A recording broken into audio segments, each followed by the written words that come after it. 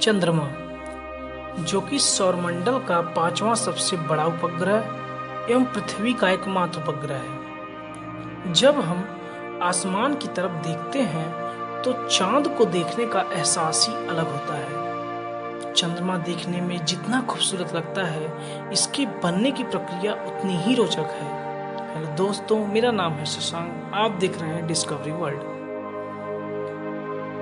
आइए हम 4 अरब साल पीछे चलते हैं, जब सौरमंडल में एक बड़े से तारे का जन्म हुआ जिसे सूर्य नाम दिया गया। और इस सौरमंडल में कोई भी ग्रह मौजूद नहीं था। सूर्य के चारों ओर धूल कण के टुकड़े मौजूद थे और इन्हीं कणों के आपस में मिलने से ग्रहों का निर्माण हुआ। और इसी प्रक्रिया के दौरान हमारी पृथ्वी का भी निर्माण हुआ।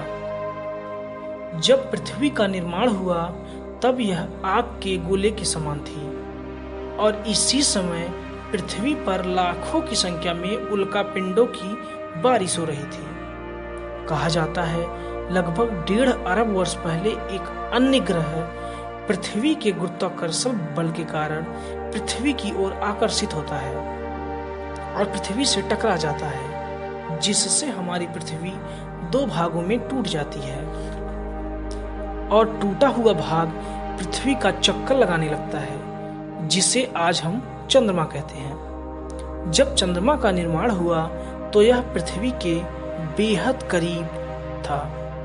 जब चंद्रमा का निर्माण हुआ तब पृथ्वी के समान चांद की सतह पर भी उल्कापिंडों की बारिश हो रही थी, जिससे चांद की सतह पर बड़े बड़े गड्ढों का निर्माण हुआ। और धीरे धीरे जब चंद्रमा की सतह ठंडी हुई तो यह ज्वालामुखी के क्रेटर के समान चांद की सतह पर गड्ढे फैल गए और इसीलिए ये भाग पृथ्वी से देखने पर काले दिखाई देते हैं और यह चांद की खूबसूरती पर धब्बे के समान प्रतीत होता है।